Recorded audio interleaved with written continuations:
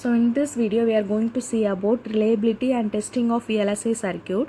So VLSI testing deals with the techniques that are used to determine if a die behaves properly after the fabrication sequence is completed.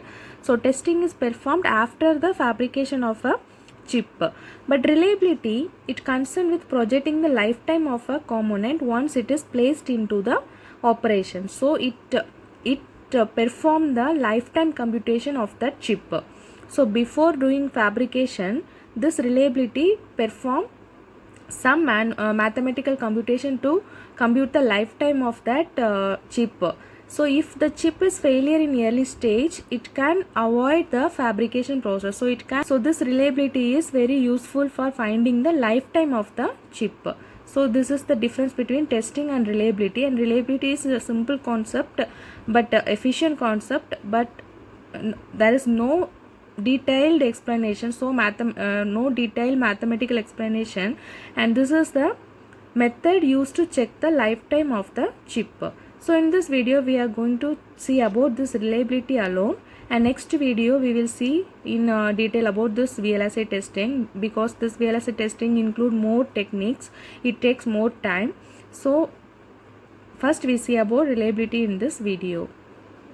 So reliability based on this graph is known as bathed up reliability curve, and it look like bathed up, so hence the name bathed up reliability curve, and it consists of three stages. One is infant mortalities, second one is random failures, third one is wear out. So infant mortalities is nothing but failure that occurs after a very short period of time, that is early in the life of the system. So at the early stage of the chip, if it fails means that is known as infant mortalities. And next random failure, the central portion of the curve represents random failure during normal operation, while wear out describe the end of the life. So these are the three stages of this reliability curve. So in any chip fails in this range, so that is the number of infant mortalities can be large for any device, especially during the initial month of protection when the design and manufacturing are being refined.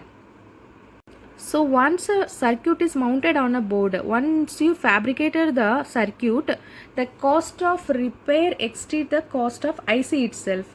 So it is desirable to weed out as many infant mortalities as possible by performing a burn-in operation.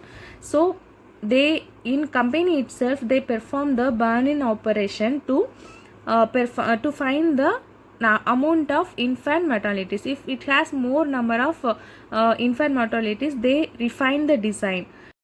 So this burn-in operation give the idea whether the design is redefined or we have to change anything. It will give that idea. So the idea is to induce potential failure to occur during burn-in and avoid using the devices at the board level.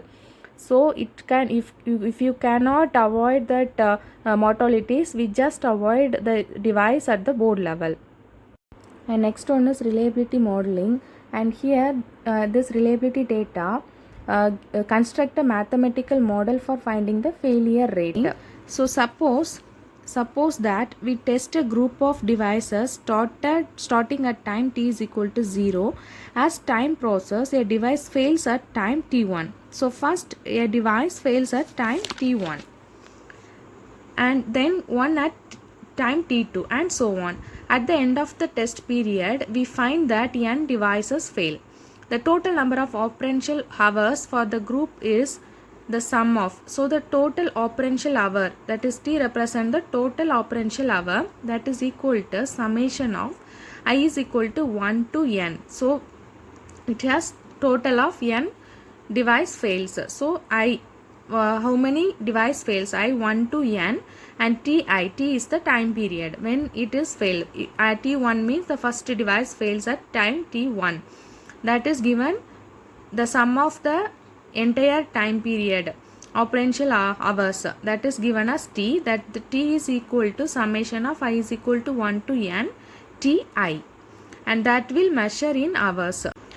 And with this With this time period, by calculating this T, we can define the average failure rate of the test group as the number of failures divided by the total number of operential hour.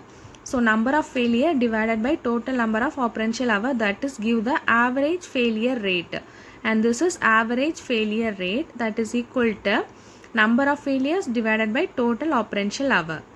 And from that we can find the mean time to failure, MTTF, mean time to failure, that is given as operential time divided by total operential hour divided by failure devices, that is reciprocal of this average failure rate, 1 divided by lambda average. So this will give us mean time to failure, mean time to failure.